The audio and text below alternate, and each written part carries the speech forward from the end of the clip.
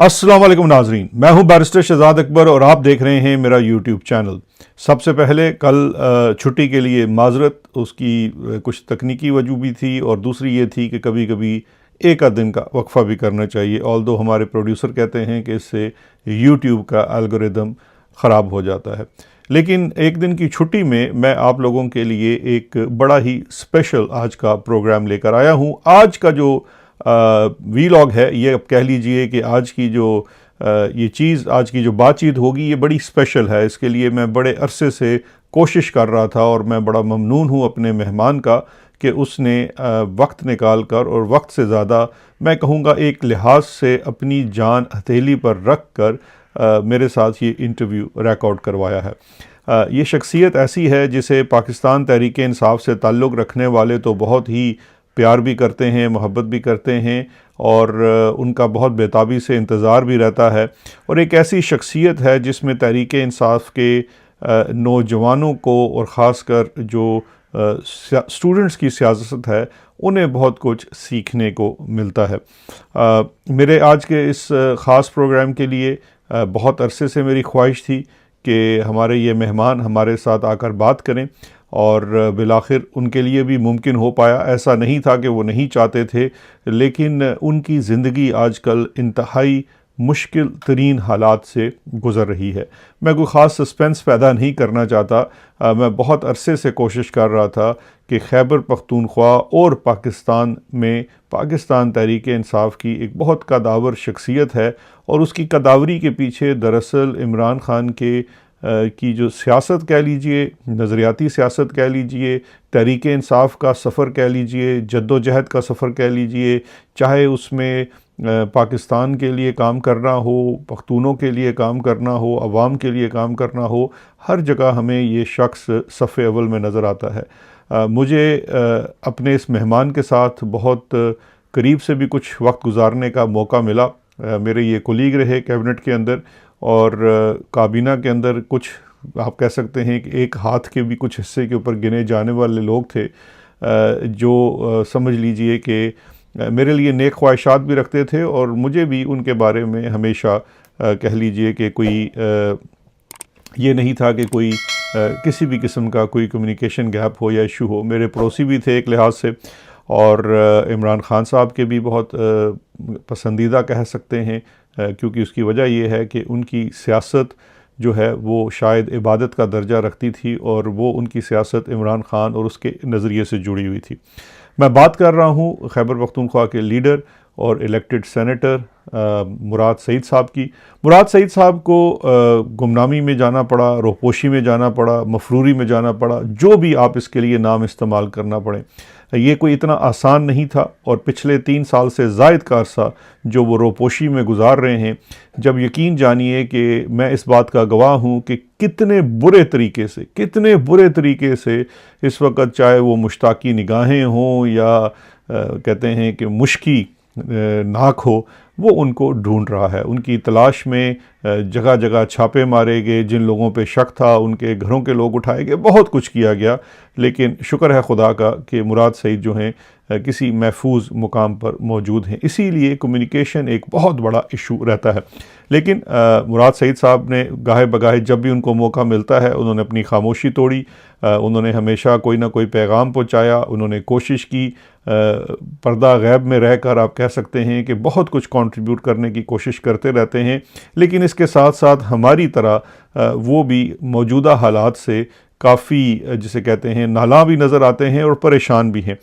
मैं इस बात का भी गवाह हूँ कि मुराद सईद ने अपनी इस रोपोशी की मुद्दत में बहुत दफ़ा बाहर आने की भी कोशिश की, लेकिन उनको हुक्म मिला कि उन्होंने बाहर नहीं आना है। खैर, आज मेरी बात कम होगी और मैं मुराद के सामने आपके सवालात रख रहा हूँ, और उनका शुक्रगुज़ार हूँ कि वो आए, उन्होंने अपने लिए इतने मुश्किल तरीन वक्त में से ये इंटरव्यू करने का फ़ैसला किया। अच्छा जी, अब सबसे पहले मैं बात जहाँ से शुरू करना चाहूँगा मुराद सईद साहब से। सबसे पहले तो मुराद, आपको वेलकम, और आपका बहुत शुक्रिया कि आपने ये हम आपको किसी दिन फिर सुनाएंगे कि किस तरह से मुराद से ये इंटरव्यू हो पाया। लेकिन सबसे पहले मैं आपसे एक चीज़ जानना चाहता हूँ जो आई थिंक सब लोग सुनने वाले, देखने वाले जानना चाहते हैं کہ آپ کے لیے ہم جانتے ہیں کہ آپ کے لیے اس وقت بہت مشکل وقت ہے اور آپ نے بڑی مشکل سے یہ انٹرویو ریکارڈ کروایا ہے، جس کے لیے میں آپ کا ذاتی طور پر شکر گزار ہوں۔ اب سب سے پہلے ہم یہ جاننا چاہتے ہیں کہ یہ انڈر گراؤنڈ جانے کا یا روپوشی میں جانے کا یا یہ مفروری کاٹنے کا فیصلہ کب کیسے ہوا، اور اس طویل عرصے میں کبھی اسے ختم کرنے کے لیے یا کوئی منظر عام پر آنے کے لیے آپ نے سوچا ہو، اور شروع سے لے کر ذرا ابھی تک ہمیں تفصیل سے اگر بتا سکیں تو یہاں سے ہم اپنی بات کا آغاز کر لیتے ہیں۔ بسم اللہ الرحمن الرحیم۔ شہزاد بھائی، آپ کے علم میں ہے کہ 9 اپریل کے بعد سے ہی میں اپنے گھر سے دور ہوں، لیکن جوڈیشل کمپلیکس جو ڈیتھ ٹریپ خان صاحب کے لیے بچھایا گیا تھا، اس کے بعد مجھے سختی سے منع کیا گیا۔ پھر کچھ دنوں کے لیے میں اپنے دوست، اپنے بھائی خالد خورشید بھائی کے ساتھ گلگت بلتستان چلا گیا۔ خالد خورشید آپ کو پتہ ہے، آپ جانتے ہیں کہ ان کے ساتھ میرا دوستی کا بھائیوں جیسا اور بڑی محبت کا تعلق ہے، لیکن انہوں نے میرا بہت خیال رکھا وہاں پہ جتنا ان سے ہو سکتا تھا۔ اور پھر اس کے بعد خان صاحب کا فون آیا خالد کو، اور وہ مجھے واپس زمان پارک لے کے گئے۔ زمان پارک میں کچھ دن قیام میں نے کیا۔ وہ خان صاحب کے گھر میں جو سلیمان اور قاسم کا کمرہ ہے، وہ میرے لیے انہوں نے تیار کروایا۔ میں وہاں پہ رہنے لگا، اور میرا مطلب پبلک اپیرنس نہیں تھی۔ پھر ایک ایسا موقع ہے کہ خان صاحب کی پیشی کے دوران میں ان کے ساتھ نکل گیا، تو اس پر خان صاحب نے سخت ناراضگی کا اظہار کیا، اور یہی الفاظ تھے ان کے کہ بہادری اور بیوقوفی میں فرق ہوتا ہے، اور مر کر تم کیا کر لو گے، کیا فائدہ ایسی بیوقوفی کا۔ پھر اس کے بعد ایون کہ انہوں نے زمان پارک کی جو خان صاحب کی اپنی سیکیورٹی ٹیم تھی اور جو خان صاحب کی ذاتی ٹیم تھی، ان کو بلا کر ان کو سختی سے تاکید کی گئی کہ یہ جو کارکنان کے پاس کیمپوں میں جاتا ہے یا باہر جو لوگوں سے میٹنگز وغیرہ ہوتی ہے، وہ تمام سلسلہ بھی روکا جائے، اور روکا گیا۔ پھر مجھے یاد ہے کہ اب جو زندہ یا مردہ پکڑنے کے احکامات جاری ہوئے تھے، وہ آپ کے علم میں بھی ہوگا۔ تو اس کے بعد سے تو میں نے میٹنگز میں بھی، جو ایون کے زمان پارک کے اندر رہتے ہوئے بھی، میں نے کسی میٹنگ میں بھی شرکت نہیں کی۔ اور پھر مجھے یاد ہے کہ مئی کا مہینہ تھا جب میں خان صاحب کے گھر سے، خان صاحب اور بی بی کی دعاؤں میں انہوں نے مجھے، دعاؤں کے ساتھ انہوں نے مجھے رخصت کیا۔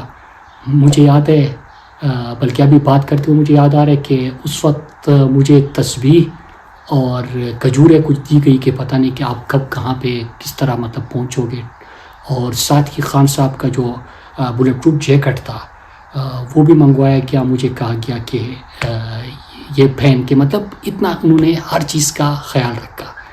پھر میری آخری ملاقات تھی یہ خان صاحب کے ساتھ، اور اس کے بعد مجھے یہ بھی اس وقت انہوں نے کہا تھا کہ سمجھایا تھا کہ کسی کے کہنے پر بھی، کسی بھی خبر پہ یا کوئی اطلاع کو دے، آپ نے کسی کے کہنے پہ باہر نہیں نکلنا، اور احتیاطی تدابیر کا مجھے کہا گیا۔ پھر اس کے بعد جب بھی میں ٹویٹ کرتا تھا تو اس کے بعد مجھے پیغام مل جاتا کہ یہ سوشل میڈیا بھی استعمال مت کرو، کیونکہ نہ صرف فزیکل ٹیموں کی تشکیل دی گئی ہے، لیکن اس کے ساتھ ساتھ آپ کا سوشل میڈیا اور آپ کا ٹویٹر بھی مانیٹر ہو رہا ہے، تو اس میں بھی احتیاط کرو۔ پھر 5 اگست کو جب خان صاحب کی گرفتاری ہو رہی تھی، تو اس وقت مجھے انہوں نے، بلکہ اس سے کچھ پہلے مجھے خان صاحب کا پیغام آیا کہ اگر آپ مجھ سے باہر جا سکتے ہو تو نکلو، کیونکہ یہ لمبا چلے گا۔ اور ساتھ ہی چونکہ وہ شہید ارشد شریف بھی مجھ سے باہر چلے گئے تھے، اور جو ہوا تھا وہ اس پورے قوم کو پتہ ہے، تو اس حوالے سے بھی باہر جانے کی صورت میں بھی مجھے احتیاط کا کہا گیا۔ پھر 5 اگست کو جب خان صاحب کی گرفتاری ہو رہی تھی، تو اس وقت مجھے یہ بتایا گیا تھا کہ یہ احکامات تھے کہ ابھی آپ نے کوئی جذباتی نہیں ہونا، اور ہم نے پرامن اس تحریک کو لے کے جانا ہے، کیونکہ یہ لمبا چلے گا۔ ساتھ ہی یہ کہا گیا کہ کچھ دنوں بعد فلیش پروٹیسٹ کا سلسلہ شروع کیا جائے، اور اس کے بعد وہ متحرک کارکنان یا رہنما یا جو مطلب ان مشکل حالات میں بھی جلسہ، کنونشن یا اس طرح کوئی چیز کر سکتے تھے، تو ان کی لسٹیں بھی مجھ سے لی گئی، اور پھر بعد میں کنونشن کا سلسلہ بھی شروع ہوا تھا، لیکن وہ لسٹیں بھی لی گئی۔ اور یہ کہا گیا کہ کسی طریقے سے ہم نے اس گیم کو الیکشن تک لے کے جانا ہے، کھینچنا ہے، کیونکہ اس کے بعد جو ہے میری قوم جو ہے، میں اپنی قوم کو جانتا ہوں، اس وقت تک اگر ہم سروائیو کر گئے تو میری قوم پھر انشاءاللہ مجھے نا امید نہیں کرے گی، مایوس نہیں کرے گی، اور وہ اپنا فیصلہ سنا دے گی۔ اور بالکل ویسے ہی ہوا۔ پھر الیکشن کے بعد میں نے 2-3 مرتبہ بلکہ کئی مرتبہ خان صاحب کو پیغام بھیجا کہ مجھے نکلنا ہے، لیکن انہوں نے منع کیا۔ اور ایک دفعہ مجھے یاد ہے کہ میں نے یہ پیغام بھیجا کہ خان صاحب میں پوچھ نہیں رہا ہوں، میں بتا رہا ہوں کہ بس میں تنگ بھی آ چکا ہوں اور ایسا رہنے کا کوئی فائدہ بھی نہیں ہے، تو میں بس نکل رہا ہوں۔ تو اس کا جواب تو مجھے خان صاحب نے پبلکلی دیا، وہ اپنا ٹویٹ کر کے۔ اچھا مراد، یہ ذرا بتائیے، میں اب فوری طور پر آنا چاہوں گا حالیہ، کیونکہ ابھی یہ انٹرویو ہم نے ریکارڈ تو خیر 9 مئی کو کیا تھا، لیکن 2 دن لگ گئے اس تک مجھے پہنچنے میں اور ریکارڈ کرنے میں۔ تو 9 مئی کے حوالے سے آپ سے میں ایک سوال پوچھنا چاہوں گا۔ میں نے 1-2 دن قبل اس پہ بڑی تفصیل سے بھی بات کی تھی۔ ایک سوال جو میرے ذہن میں بھی ہے، قوم کے ذہن میں بھی ہے، اور ہم پوچھ بھی رہے ہیں کہ 9 مئی جو ہے یہ کیا ایک سانحہ تھا جس طرح سے ہمیں ہمارے مقتدرہ کے حلقے بتاتے ہیں، یا پھر ایک سازش؟ آپ کی نظر میں یہ کیا ہے؟ 9 مئی سب کو پتہ ہے کہ ایک فالس فلیگ آپریشن تھا، اور اس سے قبل آپ دیکھیں کہ عمران خان کی حکومت ایک سازش کے تحت ہٹائی گئی، پھر خان صاحب کی مقبولیت کو بھی وہ کم نہ کر سکے، اور خان صاحب کی زندگی اوپر خان صاحب کے اوپر ایک قاتلانہ حملہ بھی ہوا۔ تو خان صاحب کو تو یہ مائنس کرنا چاہتے تھے، خان صاحب کو پس منظر سے ہٹانا چاہتے تھے، لیکن قوم عمران خان کے ساتھ جڑی رہی، چونکہ کمٹمنٹس ہوئی تھی۔ لندن پلان آپ کو یاد ہوگا، اور آپ سے بہتر کون جانتا ہے کہ لندن پلان میں یہ کمٹمنٹ کی گئی تھی کہ عمران خان جو ہے اور ان کی جماعت کو ہٹایا جائے گا، اور پھر 9 مئی جو اصل میں تحریک انصاف کے خلاف تو سازش تھی، یہ پاکستان کے خلاف بھی سازش تھی۔ 9 مئی کے بعد کیا ہوا؟ ایک دن میں اگر یہ فالس فلیگ نہ ہوتا تو ایک ہی دن میں، جب 9 مئی، کیونکہ ریڈیو پاکستان پروٹیسٹ ایک جگہ پہ ہو رہا ہے، ریڈیو پاکستان چل جاتا ہے، کور کمانڈر ہاؤس جو ہے وہ کوئی پرندہ پر نہیں مار سکتا، اور پھر یکدم سے جو CCTV فوٹیجز ہے وہ بھی غائب ہو جاتی ہے۔ پھر راتوں رات 50,000 تحریک انصاف کے کارکنان کی لسٹیں بن چکی ہوتی ہیں، ان کو گرفتار کیا جاتا ہے، قیادت کو گرفتار کیا جاتا ہے۔ پھر باقی چیزیں بھی آپ نے دیکھ لی کہ جو تحریک انصاف کے اس وقت کے عہدیداران تھے، اگر وہ پارٹی چھوڑ گئے تو ان کے لیے معافی اور مراعات اور سہولیات، اور جو تحریک انصاف اور عمران خان کے ساتھ کھڑے رہے تو ان کے اوپر سختیاں۔ یاسمین راشد کی مثال لیجئے، باتوں کی مثال لیجئے، کہ جو ایک ہی گاڑی میں بیٹھے تھے، اگر تحریک انصاف اور عمران خان کے ساتھ کوئی کھڑا ہے تو ان کے اوپر سختیاں، اور جو چھوڑ کے چلا گیا تو ان کو پروٹوکول اور مراعات۔ لیکن اصل چیز جو آپ کا سوال ہے کہ کیا یہ پاکستان کے خلاف 9 مئی ایک سازش تھی، تو اس کا جواب آپ کو ابھی تک مل چکا ہے۔ کیسے؟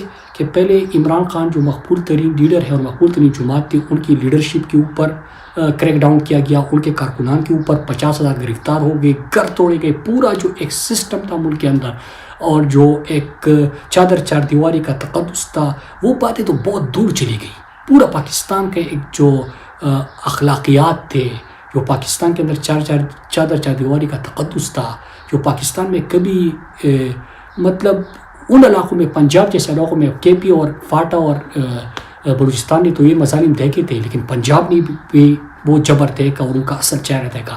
لیکن پھر اس کے بعد کیا ہوا کہ خان صاحب کو اسی کے جو سختیاں کی گئی، خان صاحب کو جیل کے اندر ڈالا گیا، اور جب خان صاحب بھی جیل میں چلے گئے تو اس کے بعد آپ دیکھیں پاکستان کا آئین توڑا گیا، پاکستان کے قانون کو پامال کیا گیا، پھر جو پاکستان کی سب سے مقبول ترین جماعت تھی ان کا نشان چھینا گیا، ان کے امیدواران پہلے تو کریک ڈاؤن کیا گیا، تشدد کیا گیا، جبر کیا گیا، لیکن اس کے ساتھ جب اس سب کے باوجود لوگوں نے مینڈیٹ دیا تو فارم 47 ایک نئی چیز متعارف کرائی گئی کہ سیٹیں نیچے پریزائڈنگ آفیسر کے دستخط شدہ فارم 45 جو ہے وہ تحریک انصاف کے پاس ہے۔ 180 سیٹیں، مطلب اتنے جبر نشان چھیننے کے باوجود لوگوں نے عمران خان کو دیے، لیکن کیا کیا گیا کہ فارم 47 متعارف کروایا گیا، جس کمشنر نے گواہی دی اس کو غائب کر دیا گیا۔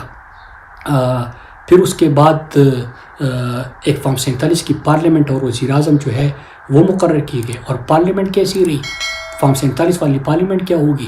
اس میں قانون سازی بھی ساری شروع ہو گئی، عسکری خونی قانون سازیاں شروع ہو گئی، اور بیوروکریسی، آپ کے جوڈیشری، آپ کا پارلیمنٹ، سب کچھ ختم کر دیا گیا. اسی پارلیمنٹ سے پھر 26ویں ترمیم، 27ویں ترمیم، پھر ماشاء اللہ پلس کا ایک نظام پاکستان کے اندر مقرر کیا گیا. 9 مئی ایک لندن پلان کے تحت فالس فلیگ آپریشن کر کے اس کے بعد کی چیزیں آپ دیکھیں کہ طالبان جو خیبر پختونخوا میں آئی، دہشت گردی آئی، وہ اس کے بعد آئی. جو امریکہ کے اس خطے میں مفادات تھے اور آپ کی افغان پالیسی اور ساری چیزیں وہ اس کے بعد ہو گئی. جو آپ غزہ پیس بورڈ کے نام سے، مطلب جو گریٹر اسرائیل کی ایک سوچ ہے اور اسرائیل کو تسلیم کرنے کی جانب جو بڑھنے کا، اور پہلا سٹیٹمنٹ ابھی نگران حکومت میں آ گیا تھا کہ 2 ریاستی حال اور وہ ساری چیزیں. تو انٹرنیشنلی اگر آپ دیکھیں، آپ پاکستان کی فارن پالیسی دیکھیں، پاکستان کے اندر جو ایک نظام تھا، پاکستان کی جوڈیشری، بیوروکریسی، پارلیمنٹ، وہ سب کچھ پہ ختم کر دیا گیا. یہاں پہ جو تقسیم، جو نفرت ہے، جو پامالیہ، وہ تمام چیزیں شروع ہو گئی. تو یہ سارا کیا ہے؟ پاکستان کی معیشت اس وقت تباہ ہے، پاکستان کے ایکسپورٹس نہیں ہے، پاکستان کی اکانومی برباد ہے، پاکستان کا ہر ادارہ برباد ہے، دہشت گردی واپس آ چکی ہے، جنازے اٹھ رہے ہیں. جو افغانستان کے ساتھ آپ کے تعلقات ہو گئے، جو آپ نے غزہ امن بورڈ کے نام سے، مطلب اصل میں تو اسرائیل والا اور امریکہ کی پالیسی تھی، تو ادھر چلے گئے. اب ایک ڈکٹیٹر ہے، ماشاء اللہ پلس کا نظام ہے، اور پاکستان اس وقت ان کے قبضے میں ہے. تو یہ پاکستان کے خلاف ہی سازش تھی. مراد، یہ ذرا بتائیے گا کہ دہشت گردی کو میرے خیال میں آپ سے زیادہ قریب سے کسی نے نہیں دیکھا ہوگا. سوات میں آپ پیدا ہوئے، آپ کی بہت نظر رہی، آپ نے امن لشکر کا بھی حصہ رہے، بہت کچھ آپ نے کیا. تو دہشت گردی جو ہے وہ خیبر پختونخوا میں ایک مسئلہ تو ہے، اس سے کوئی یا کہہ لیجیے انکار نہیں ہے، لیکن آپ کی نظر میں اس دہشت گردی کے پیچھے محرکات کیا ہیں اور اس سے نبرد آزما ہونے میں رکاوٹیں کیا ہیں؟ یہ دہشت گردی جو ہے، اس کو تو میں میڈ آف دہشت گردی کہتا ہوں. اور اس کے اوپر خیبر پختونخوا میں جو دہشت گردی کی نئی لہر آئی اور اس وقت جو حالات ہیں، اس کے اوپر تو کافی میں بول بھی چکا ہوں اور لکھ بھی چکا ہوں. آپ کو یاد ہوگا کہ 2 مرتبہ جب میں باہر تھا تو 2 مرتبہ اٹیمپٹ کیا گیا تھا ملاکنڈ سے اس دہشت گردی کا آغاز کرنے کے لیے. تو اللہ کا لاکھ لاکھ شکر ہے کہ اللہ نے مجھ سے یہ کام لیا، اور میری قوم کے ساتھ مل کر ہم نے 2 دفعہ ان کو ناکام بنا دیا. اور خیبر پختونخوا کے ملاکنڈ ریجن میں جو ابھی بھی آپ پوری خیبر پختونخوا کو دیکھیں تو ملاکنڈ ریجن میں جو امن ہے وہ 2 دفعہ جو ہم نے تحریک چلائی تھی اس کے بعد ممکن ہوا. پھر اس کے بعد جس طرح میڈ اپ دہشت گردی، پھر جب ٹرمپ نے اپنے الیکشن کمپین میں افغانستان میں رہ جانے والے اسلحے کی بات کی، اور ساتھ میں آپ کو یاد ہوگا کہ پھر وہ بگرام ایئر بیس کی جو بات ہوئی، تو کچھ ہمارے لوگ جو ہے وہاں پہ حاضری دینے گئے، اور یہ جو کمٹمنٹس کر چکے ہیں اس وقت جو رجیم بیٹھا ہوا ہے، جو آپ کا ماشاء اللہ پلس کا نظام ہے، تو ان کو پورا کرنے کے لیے جو پالیسی اختیار کی گئی. بلوچستان کے جو حالات ہیں، تو اس وقت آپ کے سامنے ہے. دہشت گردی کے ٹاپک کے اوپر میں بڑا مختصر اس لیے بات کر رہا ہوں کہ باقی چیزوں کے اوپر بھی ہم بات کریں، کیونکہ اس کے اوپر تو میں تحریکیں بھی چلا چکا ہوں. میڈا دہشت گردی ڈالری جنگ میں اس کو کہتا ہوں. اور 1979 ہو، اس سے ہمارا تعلق نہیں تھا. ہمارا ایک ملٹری ڈکٹیٹر تھا، وہ اس طرف چلا گیا، جنرل ضیاء الحق. اور پھر ہمارے گلی محلے میں جو کلاشنکوف کلچر آیا، جو منشیات آئے، وہ آپ کے سامنے ہے. پھر ایک فون کال مشرف کو ریسیو ہوتا ہے. 9/11 سے ہمارا کوئی کام نہیں تھا، لیکن پاکستانی 80,000 جانوں کا اور $100 ارب سے زیادہ ہم نے اس میں نقصان کیا. پھر آج کل بھی ایک ڈکٹیٹر بیٹھا ہوا ہے، اور ان ڈکٹیٹر کی پالیسی سے کیا ہوتا ہے کہ بدامنی ہوتی ہے، جنازے اٹھتے ہیں، لوگ ہمارے شہید ہوتے ہیں، جوان شہید ہوتے ہیں، ملک کا بیڑا غرق ہو جاتا ہے. رہی بات جو افغان پالیسی کی ہے یا افغانستان کے ساتھ ہمارے تعلقات کی ہے، آپ کو یاد ہوگا شہزاد بھائی، آپ بھی کیبنٹ میں تھے، اور مجھے یاد ہے میں ان میٹنگز میں بھی تھا کہ افغانستان کا اس وقت جو حکومت تھی اشرف غنی کی، وہ انڈیا کے بڑے قریب تھے. تو اس کے باوجود عمران خان نے ان کے ساتھ مسلسل بات چیت کا سلسلہ جاری رکھا اور ان کو انگیج کیا، کیونکہ آپ کے پڑوسی تبدیل نہیں کر سکتے. لیکن جو موجودہ حکومت ہے، اس پہ تو پاکستان نے خوشیاں منائی تھی، اور یہ پاکستان کے ساتھ ان کے بہتر تعلق ہے. کیونکہ 2 چیزیں ہیں نا، ایک تو موجودہ جو حکومت ہے، اور دوسرا ہوتا ہے وہ ناردرن الائنس جس کو کہتے ہیں، یا وار لارڈس کہتے ہیں، یہ جو افغانستان کے ہوتے ہیں، وہ زیادہ تر انڈیا کے قریب سمجھے جاتے ہیں، اور پچھلا رجیم بھی اسی طرح تھا. تعلقات ٹھیک تھے. 2 دفعہ عمران خان نے ان کے جو مسائل تھے اس حوالے سے OIC تمام جو عالم اسلام ہے ان کو مدعو کیا, وہ میٹنگز کیے. لیکن جب عمران خان چلے گئے اور یہ جو بین الاقوامی سطح پہ اور پھر جو ٹرمپ کے الیکشن مہم کے دوران اسلحے کی بات ہوئی, تو یہاں پہ تو ویسے بھی ہم بیڈ اپ ٹیلری جنگ کی طرف بڑھنا چاہتے تھے. اور پھر جب بیگرام ایئر بیس کی بات ہوئی تو ہم نے اپنی سروسز وہاں پہ بھی پرووائڈ کر دیے. تو ایسی چیزیں کر دی. اور حالانکہ آپ کو یاد ہوگا کسی دوران خان صاحب کے بیانات آئے کہ خیبر پختونخوا حکومت اور ساتھ میں اچھگزئی صاحب کو کہا کہ وہ وفد لے کے جائے اور افغانستان جائے, لیکن اس کو ملک کے خلاف سازش قرار دیا گیا. اور پھر آپ کے سامنے حالات کہ آپ نے اپنے پڑوسی کے ساتھ زبردستی حالات خراب کر دیے. اور کیوں خراب کر دیے؟ وہ کسی اور کی خوشنودی کے لیے آپ یہ چیزیں کر رہے ہو. رہی بات اس کی تفصیلات کی تو میں اس پہ ذرا مختصر بات اس لیے کر رہا ہوں کہ اس پہ میں لکھ بھی بہت چکا ہوں اور بات بھی بہت کر چکا ہوں. جی اچھا, اب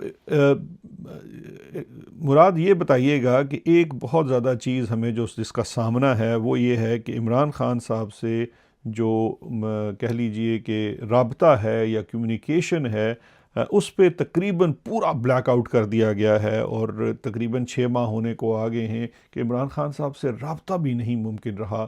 نہ انہیں ہماری خبر ہے نہ ہمیں ان کی خبر ہے. آپ کو کیا لگتا ہے کہ اس کے پیچھے اسٹریٹجی کیا ہے؟ یہ ایسے کوئی بے ربط بات تو نہیں ہے, اس کے پیچھے لازمی کوئی اسٹریٹجی ہے. اور ساتھ ساتھ یہ بھی اس پہ بھی روشنی ڈال دیں کہ اس کا اثر PTI اور جو مزاحمتی تحریک ہے عمران خان صاحب کی جو انہوں نے شروع کی تھی اس پر کیا پڑ رہا ہے؟ شہزاد بھائی, اصل وجہ یہی ہے کہ خان صاحب کے ساتھ میٹنگز بند کر کے جو نقصان ہو رہے, دیکھیے آپ کو یاد ہوگا کہ آپ تو مشتاقی نگاہوں کی بات کرتے رہتے ہیں, لیکن مجھے نہیں پتا کہ جب رجیم چینج آپریشن ہوا تو اس وقت ذمہ داری ان کی کس کے پاس تھی. لیکن اس وقت جب یہ میڈیا کو تحریک انصاف کے حوالے سے کوئی میسج کرتے تھے تو اس میں PTI کے لیے انیمی کا, دشمن کا لفظ استعمال کرتے تھے اس وقت سے.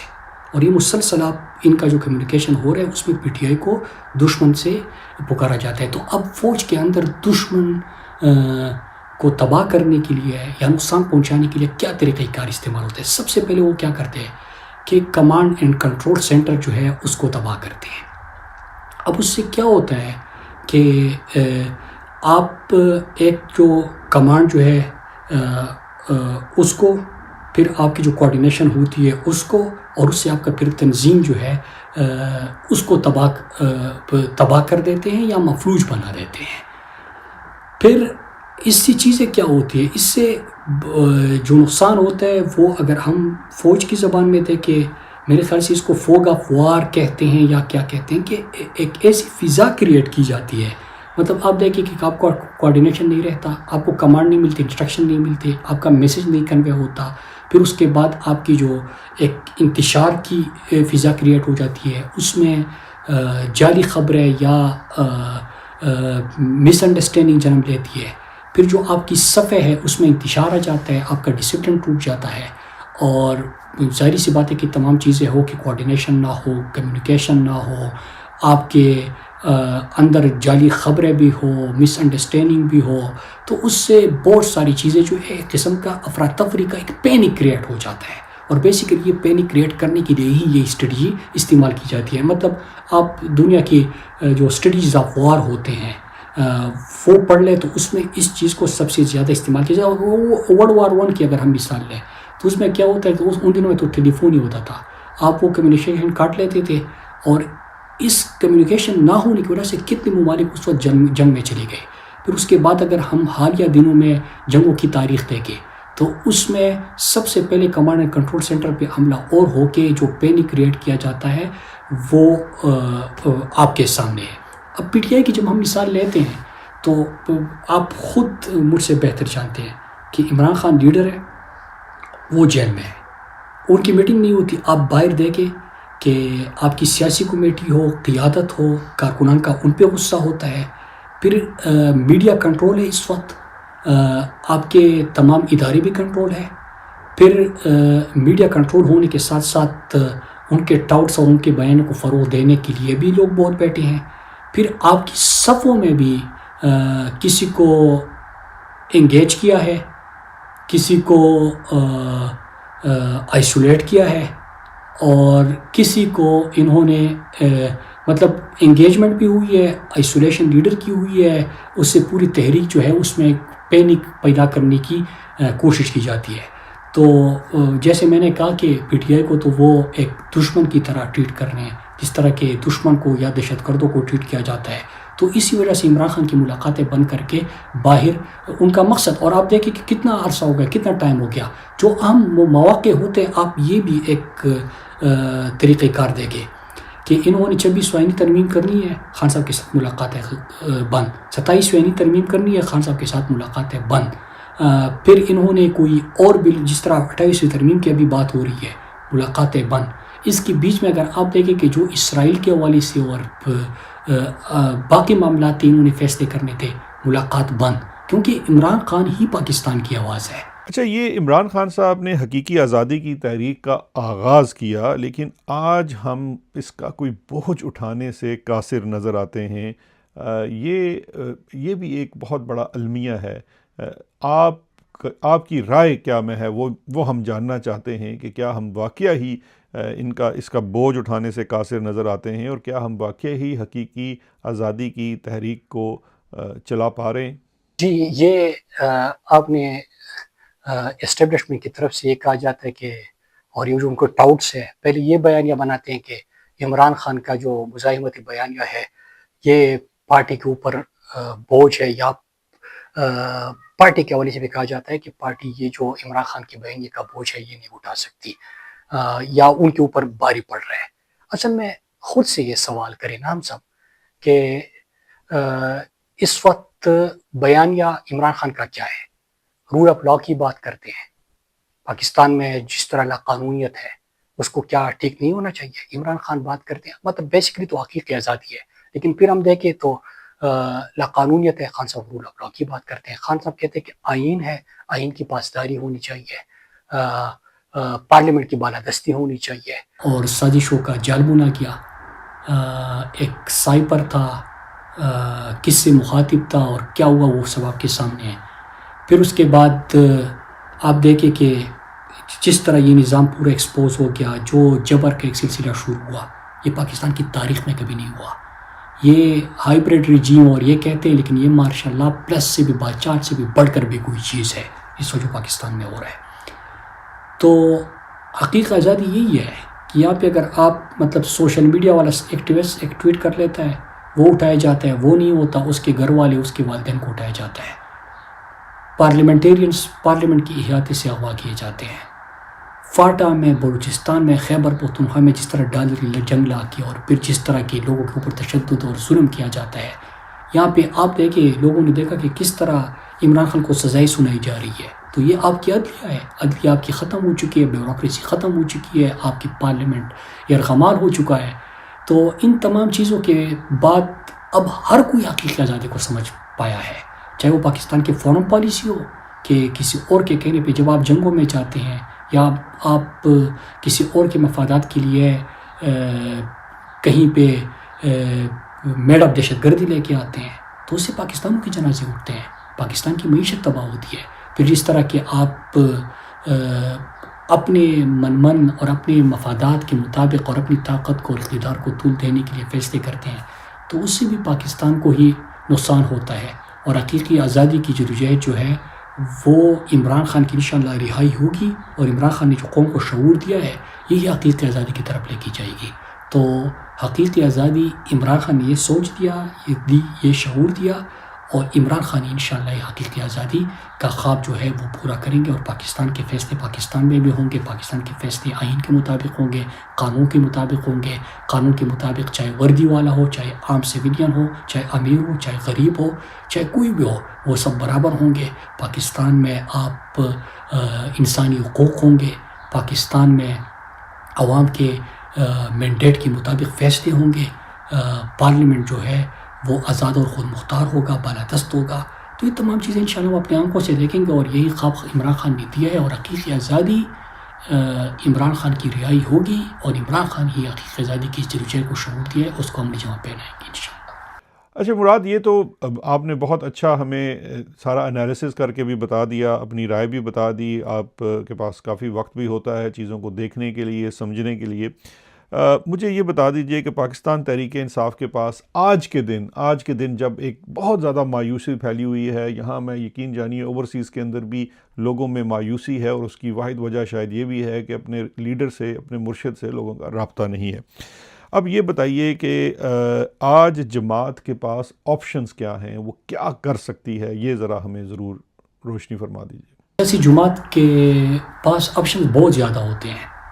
رہی بات پاکستان تحریک انصاف کی، آپ کو پتہ ہے کہ جو جبر، جو ظلم کیا گیا اس وقت پی ٹی آئی کے اگر ہم دیکھیں تو لیڈر جیل میں ہے، قیادت باقی بھی جیلوں میں ہے، یا جلاوطن، ملک سے دور، یا روپوش. تو پی ٹی آئی کے اوپر تو ابھی بھی بہت ایک کٹھن وقت ہے. لیکن اس کے باوجود پولیٹیکل پارٹی کے پاس اور پاکستان تحریک انصاف کو کوئی پولیٹیکل سپیس بھی نہیں دی جا رہی. مطلب اس طرح ٹریٹ کیا جا رہا ہے جس طرح کہ دشمن ملک کو یا دشمن کو یا کسی دہشت گرد کو ٹریٹ کیا جاتا ہے.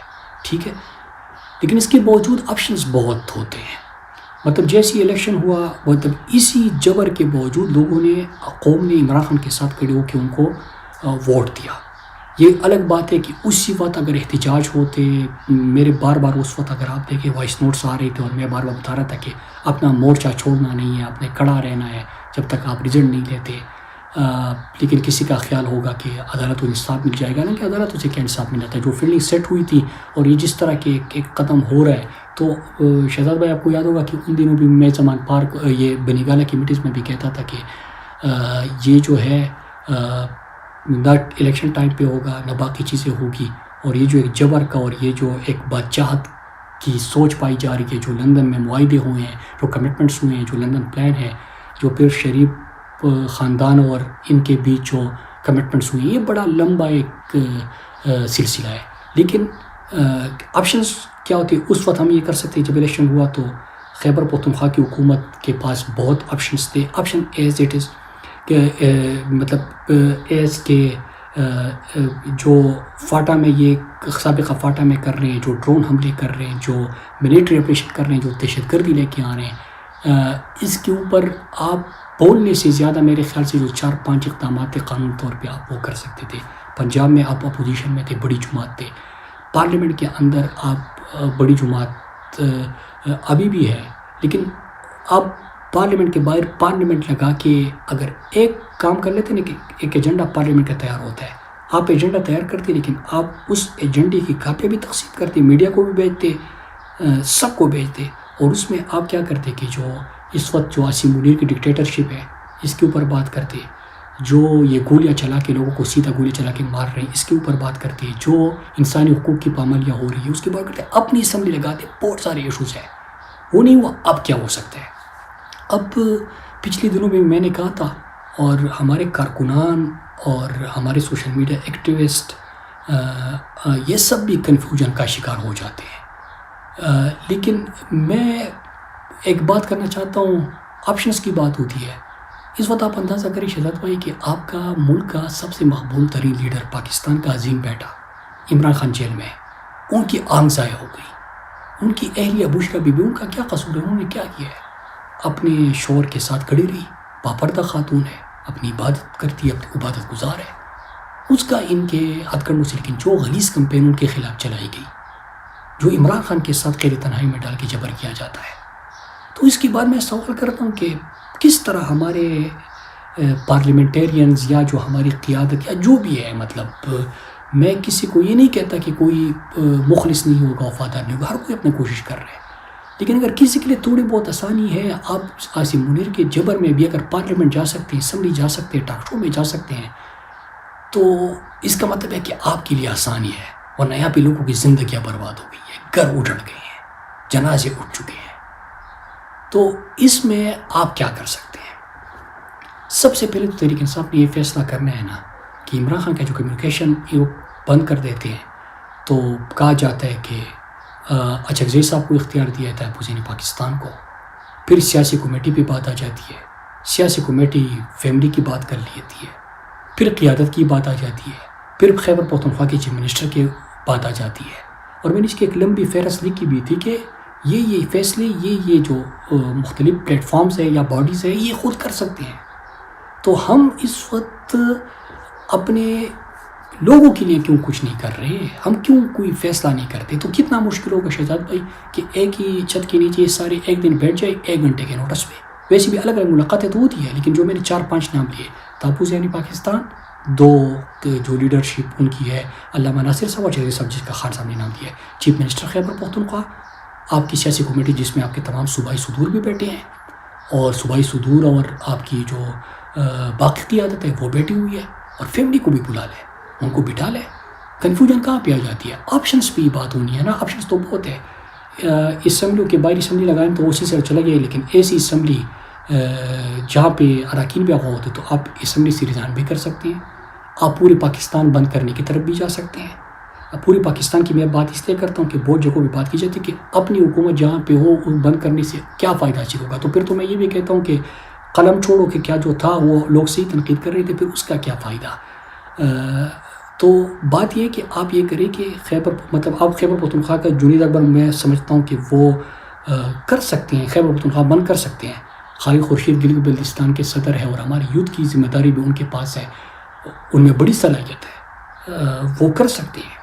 اس طرح سندھ میں ہمارے لوگوں میں جس طرح کی یہ جو نہروں کا مسئلہ تھا اس پہ کھڑے ہو گئے تھے، تو یہ اپنے لیڈر کے لیے کیوں کھڑے نہیں ہو سکتے؟ عتیق آزادی کے لیے کیوں کھڑے نہیں ہو سکتے؟ لوگوں کے پاکستان کے لیے کیوں نہیں کھڑے ہو سکتے؟ ہو سکتا ہے. داؤد کاکڑ بلوچستان کی جو تنظیم نیچے ہے، میں نام صرف لیڈرشپ کے لے رہا ہوں، عامر مغل جو اسلام آباد کے ہیں، پھر قیوم یازی صاحب جو آزاد کشمیر کے ہیں، سب میں سب پنجاب کی جو مختلف ریجنز ہیں. تو ان سے آپ ان کو بھی سیاسی کمیٹی میں یہ ہے، یہ بیٹھ جائیں گے، فیملی بیٹھ جائے گی، تحفظ پاکستان بیٹھ جائے گا، اور قیادت آپ بیٹھے آپشن پہ سوچیں آیا ملک بن کر کی طرف جانا ہے. اور یہ پھر ایسا پلان ہو کہ سسٹینیبل ہو. مطلب یہ ہے کہ ایسے موقعوں پہ اور ایسی تحریکیں جب آپ چلاتے ہو نا، مطلب بند کرنا یا پہیا جام کرنا یا پورے ایک سسٹم کو مفلوج کرنا یا روکنا، تو اس کے لیے کیا ہوتا ہے کہ مخالف کے پاس یہ ہوتا ہے کہ بس ٹائم بائی کرے اور تھوڑا سا اس کو یہ 1 دن میں تھک جائیں گے. آپ کی اسٹریٹجی یہ ہوتی ہے کہ آپ اس کو کس طرح کھینچے، کہ مطلب جس طرح آپ کو پتہ ہے کہ پی ٹی آئی ایک احتجاج کرتی ہے پھر واپس جاتی ہے تو کریک ڈاؤن شروع ہو جاتا ہے. تو اس لیے اس کو سسٹین کرنا ہے، یہ ہو سکتا ہے. پھر اس کے ساتھ آپ یہ جو لانگ مارچز ہے یہ کبھی سلسلہ آپ نہیں ہو سکتے، آپ مسلسل کر سکتے ہیں. لوگ کہتے ہیں کہ گولیاں چلاتے ہیں، گولیاں تو انہوں نے چلانا شروع کر دیا، گولیاں ہی چلاتے ہیں. لیکن قوم جب آپ بہت بڑے نمبر میں نکلتے ہیں اور اس کے لیے آپ اسٹریٹجی بناتے ہیں کہ کہیں پہ راستے بند کریں گے تو آپ کی کیا اسٹریٹجی ہوگی، وہ ہو سکتا ہے ان کا سوشل بائیکاٹ ہو سکتا ہے. اس کے ساتھ اسمبلی میں یہ ٹی وی ٹاک شو پہ جو ہمارے لوگ جاتے ہیں، تو مجھے یاد ہے کہ جب یہ نئے سلسلے ٹاک شوز وغیرہ کا شروع ہوا تھا تو خان صاحب پوچھتے، خان صاحب ہمیں 2 باتیں کرتے تھے کہ آپ کا ٹیک اوے کیا ہے، آپ وہاں پہ آپ کون سا پیغام پہنچانا چاہتے ہیں کہ آپ کے لوگوں تک پہنچے. تو اگر ہم ٹاک شوز میں جاتے ہیں اور ٹاک شوز میں اگر ہم سینے پہ عمران خان کی تصویر یہاں پہ پیج نہیں لگا سکتے، ہم عمران خان سے آغاز کر کے عاصم منیر کے جبر کا ذکر نہیں کر سکتے، ہم اصلاح قانونیت اور یہ جو ماشاء اللہ پلس ہے اس کا ذکر نہیں کر سکتے، تو پھر ایسے ٹاک شو میں بیٹھنے کا کیا فائدہ؟ کوئی شکلیں دکھانے تھوڑی جاتے ہیں. تو اس کے حوالے سے آپ اسٹریٹجی بنا سکتے ہیں.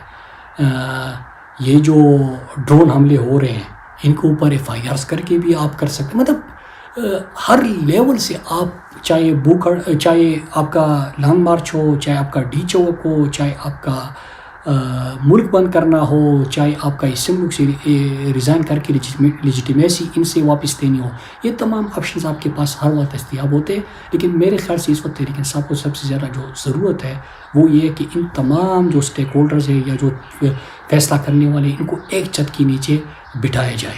اس سے کیا ہوگا؟ آپ دیکھتے ہیں تحریک انصاف کا کارکن کیا گیلا کر رہا ہے، وہ تو اور اس سے قیادت کے اوپر بھی بڑی تنقید آ رہی ہے. آپ دیکھیں کہ قیادت سے بار بار سوال ہوتا ہے کہ آپ کر کیا رہے ہو. کارکن کچھ کرے تو اس پہ آپ ناراض ہوتے ہو، خود اگر کچھ کرو گے نہیں تو اس طرح کیسے ہوگا. تو میرے خیال سے ان تمام چیزوں کو ٹھیک کرنے کے لیے یہ آپشنس تو 1000 ہو سکتے ہیں، میں نے تو 3-4 بتا دیے. بہت زیادہ آپشنس آپ کے پاس، دھرنے ہو سکتے ہیں، مارچز ہو سکتے ہیں، شہر بند کرنے ہو سکتے ہیں، ملک بند کرنا ہو سکتا ہے، سپلائی لائنز بند کرنے ہو سکتے ہیں، بہت ساری چیزیں ہو سکتی ہیں، پرام طریقے سے ہو سکتی ہیں. تو میرے خیال سے ان آپشنس پہ جانا چاہیے، اور آپشنس پہ جانے سے پہلے سب سے پہلے آج ہی کے دن، مطلب میں تو پرسوں بھی کہا تھا کہ ایک دفعہ یہ اکٹھے بیٹھ جائیں گے تو کارکن بھی آپ کے ساتھ کھڑے ہوں گے، اور ایک پریس کانفرنس اگر یہ مشترکہ طور پہ ایک فیصلہ کر کے باہر آگے کریں گے تو یہ پوری قوم اور پورا سوشل میڈیا یہ بھی ان کے ساتھ کھڑے ہوں گے. لیکن سلیم اللہ والا سلسلہ ہوگا تو پھر اگر آپ 1000 آپشن بھی دے دیں کسی آپشن کے اوپر کام نہیں ہوگا، اور ایسی رسپانسبلٹی شفٹ جو ہے وہ ہوتا رہے گا. ایک اور سوال جو ہے وہ اس کی طرف بھی اگر تھوڑی سی آپ کی طرف سے کوئی چیز آ جائے کہ بہت زیادہ اس وقت بحث ہے انٹرنلی، تحریک انصاف کے اندر بھی ہے، ڈرائنگ رومز کے اندر بھی ہے، مختلف سمجھدار لوگ بھی کہتے ہیں کہ ایک طرف تو بات ہے عوامی مزاحمتی جدوجہد کی، اور دوسرا ہے سسٹم میں رہ کر ہلکی پھلکی کوشش جاری رکھنا، جیسے کہ پارلیمان میں رہ کر کردار کی ادائیگی ہے، یا پھر کمیٹیوں میں واپس چلے جانا ہے، وغیرہ وغیرہ. آپ کی نظر میں اصل جو ہے وہ کس طرف چلنا پڑے گا جس سے کوئی تبدیلی آ سکتی ہے؟ جدوجہد یا اسمبلیوں میں کردار. دیکھیے اسمبلیوں میں کردار سے پہلے تو میں آپ کو بتاؤں کہ اسمبلیوں میں کردار ہو سکتا تھا، لیکن آج کی اسمبلی دیکھیے فارم 47 کی اسمبلی ہے، جعلی وزیر اعظم ہے، جعلی اسمبلی ہے. اسمبلی کا کردار اس وقت کیا رہ گیا ہے کہ عاصم منیر کی طرف سے کچھ احکامات آئیں گے، ان کے لیے قانون سازی ہوگی، قانون سازی میں آپ نے شرکت کرنی ہے. کیا کرنا ہے؟ خونی عسکری ترامیم کرتے رہنا ہے. یہ ایک ہی کام رہ گیا ہے. یہ غزہ والا جو اسرائیل کے حوالے سے جو فیصلے ہونے تھے، کیا پارلیمنٹ کو اعتماد میں لیا گیا؟ لیکن کس پارلیمنٹ کو اعتماد میں لیا جب تک جو افغانستان کے حوالے سے ہوا، کیا پارلیمنٹ کو اعتماد میں لیا گیا؟ جو دہشت گردی لائی گئی، کیا پارلیمنٹ کو اعتماد میں لیا گیا؟ تو پارلیمنٹ کو کس طرح اعتماد میں لیا گیا کہ فارم 47 کے ذریعے ان کو جس طرح لایا گیا ہے تو بھیڑ بکریوں کی طرح ٹریٹ کیا جا رہا ہے. باقی جو اپوزیشن کی مطلب ہماری جو پارلیمنٹیرینز ہیں، آپ اندازہ کریں کہ اسمبلیوں میں آپ بات کرتے ہو کہ جدوجہد یا اسمبلی، تو یہی اسمبلی ہے کہ جس میں اسمبلیوں سے اراکین کو اغوا کیا گیا. مطلب لوگ آ جاتے ہیں سادہ کپڑوں والے، اور اسمبلی کے احاطے سے اراکین اسمبلی کو اغوا کیا جاتا ہے. پھر اراکین اسمبلی احتجاج کرتی ہے، ان کو باہر سے تالے لگا کے ان کو اندر بند کر دیا جاتا ہے. ان کو جو ہے کانے پہ پابندی لگا دی جاتی ہے. پھر ترامیم کے وقت ان کے بچوں کو اغوا کے جو جبر کا نشانہ بنایا جاتا ہے اور فون کال کیا جاتا ہے. ترامیم کے وقت انہی اسمبلی کے اراکین کو اٹھایا جاتا ہے. تو یہ کون سی اسمبلی، کون سی مطلب چیز ہے؟ اس کی تو کوئی وقت ہی نہیں ہے. اور اس نظام پہ میرے خیال سے جو کچھ ہو رہا ہے نا اس ملک میں، ایک دفعہ اس نظام کو اس طرح ایکسپوز ہونا تھا، کیونکہ آپ اس طرح اس میں ریفارم نہیں لے کے آ سکتے تھے. تو جدوجہد ہی واحد رستہ ہے. میں اس بات پہ میں تو جو پارلیمنٹری ڈیموکریسی ہے پاکستان کی، مطلب سو کیا ڈیموکریسی ہے وہ بھی ہم نے دیکھ لیا کہ ووٹ پورا فارم 45 میرے پاس ہے، میں 2 لاکھ ووٹ لے کے چل چکا ہوں، دوسرا بندہ 200 ووٹ لے چکا ہے، 200 کو 2 لاکھ بنا دیا اور 2 لاکھ کو 200 بنا دیا ہے. تو یہ تو پوری پاکستان نے دیکھا. تو یہ جس طرح کے پوری طرح ایکسپوز ہو گئے ہیں نا کہ آپ کی جوڈیشری تباہ، پارلیمنٹ تباہ، آپ کے ووٹ کی توقیر نہیں، آپ کی یہاں پہ سیدھے لوگوں کو گولیاں ماری گئی، جو ڈی چوک میں ہمارے کارکنان شہید کے مرید کے میں جو ہوا، پھر اس طرح گھر توڑے گئے، پھر جس طرح کے جو انٹرنیشنل اسٹیبلشمنٹ کو خوش کرنے کے لیے جو فیصلے کیے گئے، اس کے بعد یہ نظام جس طرح کہ آہستہ آہستہ کر کے پورا ملک میں تمام ادارے انہوں نے تباہ کر دیے ہیں نا، ایک دفعہ یہ ہونا تھا اور یہ میرے خیال سے اس طرف جا چکے ہیں. اب اس کے بعد ایک دفعہ یہ نظام کولیپس کرے گا اور پھر جو بہترین بنیاد سے جدوجہد سے مزاحمت سے جو عمارت کھڑی ہوگی وہ پاکستان کو آگے لے کے جائے گی. تو آپ کا سوال ہے کہ جدوجہد یا اسمبلیاں، تو جدوجہد ہے. اور میں تو بہت عرصے سے کہہ رہا ہوں کہ آخری فیصلہ جو یہ ساری چیزیں ہے، آخری فیصلہ بہرحال سڑکوں پر ہونا ہے اور لازم ہے کہ جلدی ہو. اچھا مراد، اب میں چاہوں گا کہ تھوڑا سا اگر آپ ذکر اپنی کتاب کا بھی کر سکیں. میں ناظرین کو یہ بھی بتانا چاہوں گا کہ مراد سعید کی جو کتاب ہے وہ جس طرح سے لکھی گئی، اس پہ تو ہم خیر ایک الگ سے پروگرام کریں گے. لکھی سے زیادہ کس طرح سے وہ چھاپی گئی اور پھر اس کی ڈسٹریبیوشن ہوئی. یہ پاکستان کی شاید تاریخ کی وہ کتاب ہونی ہے جو انڈر گراؤنڈ لکھی گئی، انڈر گراؤنڈ چھاپی گئی اور انڈر گراؤنڈ ہی بیچی گئی. سختی اتنی تھی کہ کسی کتب خانے میں یہ میسر نہیں تھی، لیکن اس کے باوجود ایک نیٹ ورک کے تھرو 25,000 سے زیادہ کتابیں بیچی جا چکی ہیں، جو کہ ایک بہت بڑی میں سمجھتا ہوں کامیابی ہے. اور اب اس کا جو ورژن انٹرنیشنل ہے اس کے اوپر بھی کام ہو رہا ہے. لیکن یہاں سے شروع کرتے ہیں کہ کتاب کیوں لکھی اور وجہ کیا بنی. ویسے جو لوگ روپوشی میں ہوتے ہیں یا جیل چلے جاتے ہیں وہ تو آپ بیتی لکھتے ہیں، لیکن میں تو آپ کی کتاب کو بہت دفعہ پڑھ چکا ہوں اور مجھے یہ آپ بیتی سے زیادہ پاکستان بیتی اور یا مور اسپیسیفکلی خیبر پختونخوا بیتی لگتی ہے.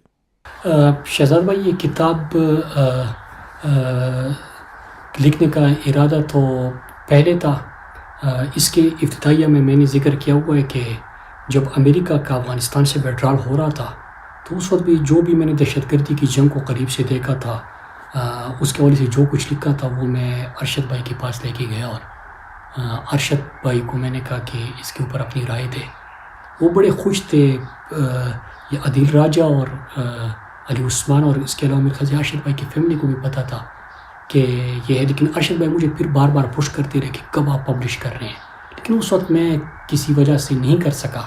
پھر اس کے بعد جو یہ دہشت گردی کی نئی لہر آئی تو آپ کو پتہ ہے کہ میں اس کے اوپر امن پاسون اور تحریک وغیرہ بھی چلاتا تھا. ڈرون ہم لوگ کے حوالے سے بھی سفید ڈنڈے لے کے لوگ نکلتے تھے. تو کیا ہوا، پہلے فیس پہ تو ہم ملاکنڈ میں کامیاب ہو گئے، پھر اس کے بعد میں خود روپوش تھا تو میں جتنا کر سکتا تھا میں نے وہ کیا. لیکن جب میں نے دیکھا کہ اب یہ جو دہشت گردی ہے یا یہ دہشت گردی کی جنگ ہے یا جو پورے عمران خان کے حوالے سے جو ان کے فیصلے ہوئے تھے انٹرنیشنل اسٹیبلشمنٹ وغیرہ کا کردار اور پھر ہماری اپنی اسٹیبلشمنٹ کا ان کی خدمت میں جو ہے خدمت گزاری میں جو جس حد تک وہ گئے تھے، تو مجھے لگا کہ اب مجھے یہ خیبر ایجنسی سے مجھے یا خیبر ایجنسی ہو گئی یا وزیرستان ہو گیا، مجھے لگا کہ یہاں پہ اب بس آپریشن شروع ہوگا اور پھر سے ہمارے جنازے اٹھیں گے اور یہ ڈرون حملوں کا سلسلہ وغیرہ بند نہیں ہو سکتا. اب چیزیں بہت آگے گئی. مطلب پہلے کوشش کی، ملاکنڈ میں ناکام بنایا، پھر اس کے بعد مختلف جگہوں پہ آواز اٹھائی، امن پاسون منعقد کی. لیکن جب لگا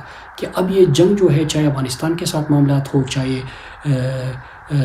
دہشت گردی کی نئی لہر ہو، یہ سب کچھ اب آ چکا ہے، تو میں چاہتا تھا، میری خواہش تھی، میری کوشش تھی کہ جو خیبر یا وزیرستان میں یہ کرنے جا رہے اس سے پہلے میں اپنی پوری قوم کو یہ عقائد بطور کتاب کے پہلے جو ابتدائیہ ہے اس میں یہ واضح طور پہ لکھ بھی چکا ہوں کہ اس کا مقصد کیا ہے کہ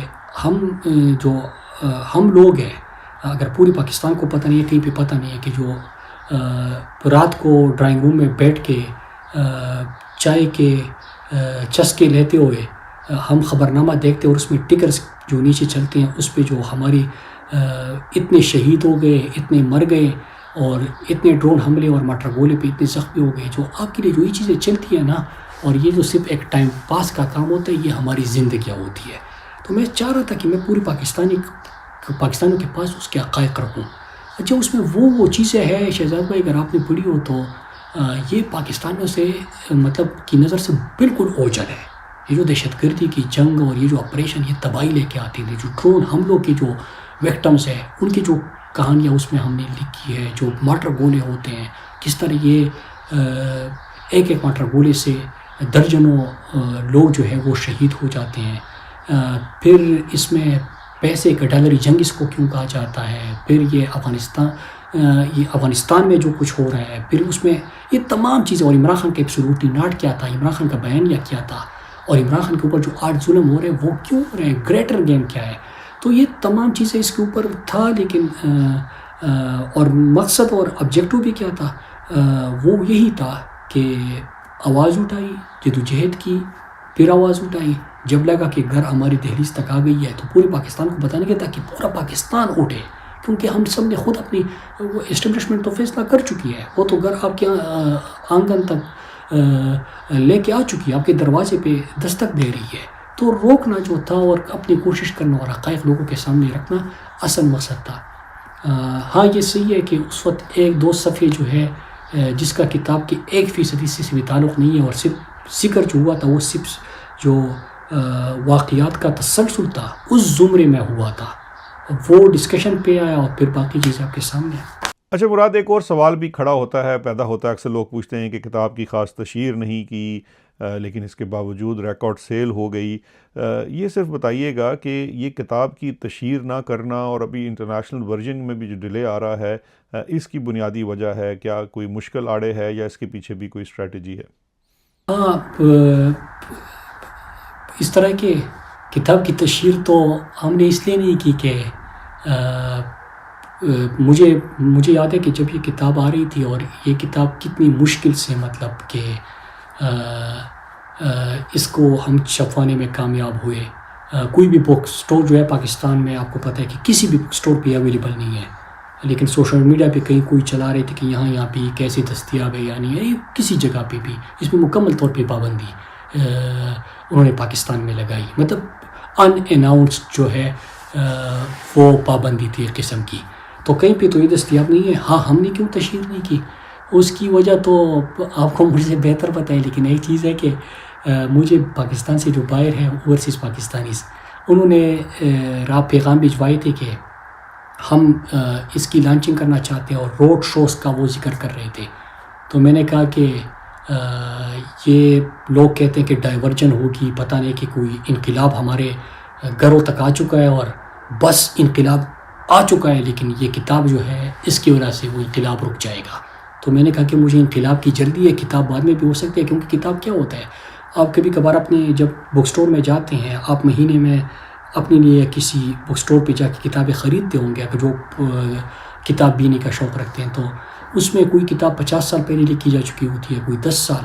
تو یہ کسی ایشو یا ایونٹ پہ نہیں ہوتا کہ آپ اس کی مطلب ڈائیورٹ کرنے کی, کسی ایشو کو کرنے کی کوشش کریں. لیکن خیر میں نے ان کو کہا, وہ جو اوورسیز پاکستانیز تھے بہت سارے ہمارے PTI والوں نے رابطے کیے تھے, پیغام بھجوائے تھے کہ نہیں ڈائیورجن کیا ہوگی, ہمیں تو ایونٹ بنانا ہے نا, اس وقت عمران خان کا بیانیہ پہنچانا ہے. تو یہ جو چیزیں ہم نے پڑھی ہے دہشت گردی کے حوالے سے, اور جو کتاب ہمیں موصول ہوئی اور ہم نے پڑھی, تو اس کو ہم لانچ کر کے ایونٹ بنا لیں گے اور اس میں عمران خان کا اور عمران خان کے بیانیے کا ہی ذکر ہوگا. لیکن میں نے کہا کہ یار معاف کر دو, اب یہ ٹائم نہیں ہے. پھر اس کے بعد ابھی کچھ عرصہ پہلے مجھ سے رابطہ ہوا کہ اس کا آن لائن لانچنگ بھی تیار ہے. میں نے کہا کہ خدا کے لیے انقلاب پہنچ چکا ہے اور پورے قوم سڑکوں پہ ہے, اگر یہ کتاب آپ نے آن لائن بھی لانچ کر دیا تو میرا انقلاب رک جائے گا, تو اس کو تھوڑا سا ڈیلے کر دیں. تو یہی وجہ ہے کہ ہم نے تشہیر بھی نہیں کی, ہم نے اس کی پراپر لانچنگ بھی نہیں کی, بک سٹور میں اویلیبل نہیں ہے. لیکن یہ ہے کہ ایک ایفرٹ ہے نا, ہم کیا کر سکتے ہیں. میں تو خود سے پوچھتا ہوں کہ یہ دہشت گردی کی جنگ کے حوالے سے کیا میں تو بیوقوف تو نہیں تھا, میں اردو میں بھی کہتا تھا. مجھے پتہ نہیں تھا کہ اگر ریاست آپ کی ایک چیز لے کے آ رہی ہے اور یہ میڈ اپ دہشت گردی ہے, اور ملاکنڈ میں جس طرح یہ بارڈر کراس کر کے پھر یہ سوات تک پہنچے, پھر شانگلہ تک پہنچے, اور میں اس کو روک رہا ہوں قوم کے ساتھ مل کر, اور جو مجھے دھمکیاں اور جو مجھے مارنے کی کوشش ہو رہی تھی, تو میں تو بیوقوف تو نہیں تھا. لیکن مجھے عمران خان نے یہ سکھایا ہے, اور اللہ کا شکر ہے کہ اللہ نے یہ چیز میرے دل میں ڈالی ہے کہ میں نے تو خود اپنے گھر میں یہ مشکلات دیکھے. میری والدہ کو میں نے جس حال میں دیکھا, میرے اپنے بھائی کو جس حال میں دیکھا, میں اپنے گھر کو تباہ ہوتے دیکھا, اپنی مسجد کو شہید ہوتے دیکھا. تو میری کمٹمنٹ تھی کہ کسی اور کی والدہ کے ساتھ یہ نہ ہو, اور میں اس لیے یہ جدوجہد کر رہا تھا. پھر جتنا آواز اٹھا سکتا تھا ڈرون حملوں کے اوپر, آپریشن کے اوپر, چیزوں کے اوپر. جب مجھے محسوس ہوا کبھی کبھار, آج کل آپ نے دیکھو کہ ڈرون اور آپریشن وغیرہ کے اوپر میں ٹویٹ تک نہیں رہتا, کیونکہ میں نے پوری ایک کتاب اس کے اوپر لکھ دی کہ یہ حقائق ہے, یہ اس طرح ہوتا ہے. میں جتنا کر سکتا تھا میں نے کیا. اب سب اس کے خلاف اکٹھے کھڑے ہو جاؤ, اور جب پوری قوم اکٹھی ہوگی تو آپ دیکھیں گے کہ انشاءاللہ یہ جو ڈالری جنگ ہے یہ بھی ہمارے اوپر مسلط نہیں ہوگی. رہی بات یہ کہ تشہیر کیوں نہیں کی, لانچنگ کیوں نہیں کی, اس کی وجہ یہ ہے کہ ابھی آن لائن کے لیے بھی تیار ہے. میں نے روکا ہوا ہے, میں نے ان کو کہا کہ خدا کے لیے ایسے موقع پہ نہ کرو, انقلاب آ چکا ہے وہ رہ جائے گا. اور باہر بھی میں نے منع کر دیا, اور بک سٹور میں اویلیبل نہیں ہے. تو کتاب تو کبھی ضائع نہیں ہوتی. جن کا شوق ہوگا, جو اس چیزوں سے جو ہمارے جنازے اٹھتے ہیں, اور جو ڈالری جنگ اس کو کیوں کہتے ہیں, آپریشن سے کیا نقصان ہوتا ہے, ڈرون سے کیا نقصان ہوتا ہے, کس طرح ہوتا ہے, کس کی کیا کہانیاں ہیں, یہ جو مسنگ پرسن آج کل آپ لوگ دیکھتے ہیں, یہ اصل میں یہ ہم کیا کچھ دیکھ چکے ہیں. یہ جو جبر تشدد آج کل آپ لوگ دیکھ رہے ہیں, یہ ہم کس طرح, یہ علاقوں کے لوگ جہاں پہ آپریشن ہوتے ہیں یہ کس طرح دیکھ چکے ہیں. تو وہ تمام عقیدوں میں ہے. خیر میں اس پہ بات نہیں کرتا, اور آپ میرے ساتھ اس پہ بات نہ کریں. اس کے بعد آپ کو پتہ ہے کہ ہمارے کچھ دوست ناراض ہو جاتے ہیں, وہ کہتے ہیں کہ ڈائیورجن ہے. تو بس یہی ہے کہ وہ تیار تھا. لیکن اچھا مراد صاحب, آخر میں ایک دو سوال میں آپ سے اور کرنا چاہوں گا. ایک تو یہ ہے کہ ایک بہت زیادہ بات کی جاتی ہے, اس وقت سہیل آفریدی صاحب ہیں, خیبر پختونخوا میں وزیر اعلیٰ ہیں, اور وہ چیف منسٹر ابھی ہیں لیکن پہلے وہ ISF میں رہے ہوئے ہیں. اب ماضی میں آپ کے ساتھ بھی ان کی تصاویر ہیں. پھر مینا آفریدی ہیں, سہیل خٹک, بہت ساری نوجوان قیادت ہے جنہیں آپ کے نام کے ساتھ بھی جوڑا جاتا ہے. وہ اچھا کام کرتے ہیں تو آپ کی واہ واہ ہوتی ہے, اگر وہ کچھ نہیں پرفارم کر پاتے تو لوگ آپ کے اوپر انگلیاں بھی اٹھاتے ہیں. تھوڑا سا ہمیں اس پہ بھی ذرا روشنی فرما دیجئے کہ جی یہ جو اندرون خانہ باتیں ہوتی ہیں, مراد سعید کے لڑکے ہیں, اور یہ کیا ہے, اس میں کتنی سچائی ہے, یا آپ کا ان سے رابطہ ہے یا نہیں؟ جی شہزاد بھائی, میں ایک چیز کی وضاحت کر دوں کہ ISF اور یوتھ میں فاؤنڈنگ پریزیڈنٹ ضرور تھا, اور 2010 کے بعد سے میرے پاس ISF کی اور پھر 2011 کے بعد سے کوئی یوتھ کی کوئی ذمہ داری نہیں ہے پارٹی میں. یہ جو آپ نے سوال کیا کہ کہتے ہیں کہ اس کے لڑکے ہزاروں کی تعداد میں ہے, وہ کچھ نام تو آپ کے سامنے آ جاتے ہیں, لیکن یہ تعداد جو ہے وہ میرے ٹائم پہ میرے خیال سے 40-50 ہزار سے زیادہ ہمارے جو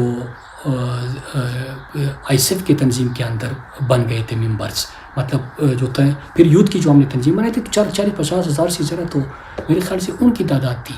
اور 987 ان کونسل تھے 2009 تک. میں نے 987 ان کونسل میں 14-15 لڑکوں کی جو یوتھ کی جو ٹیمیں ہیں وہ بھی مکمل کر دی تھی. سیب بھائی اس وقت پارٹی کے مرکزی دفتر میں ہوتے تھے اور تنظیمی لسٹیں وغیرہ ان کے ساتھ جمع ہوتی تھی, تو ان کے ساتھ اکٹھے کیا اس پہ کام. ISF کا کیا تھا, پھر پورے پاکستان میں یوتھ اور ISF کا پیغام پہنچایا. لیکن مختصر یہ کہ 2010-11 کے بعد میرے پاس کوئی ISF اور یوتھ کی ذمہ داری نہیں ہے. ہاں کوئی کہتے ہیں کہ ان کے ساتھ تعلق ہے, تو بالکل میں فاؤنڈنگ پریزیڈنٹ رہا ہوں, جو 2009 میں آیا ہو, 10 میں آیا ہو. آج جو ہمارا ISF کے جو تنظیمی ڈھانچہ ہے, یوتھ کا تنظیمی ڈھانچہ ہے, یہ سارے میرے بھائی ہیں. میرا ایک نرسری میری وہ تھی, میں نے خود اپنے ہاتھوں سے بنایا تھا.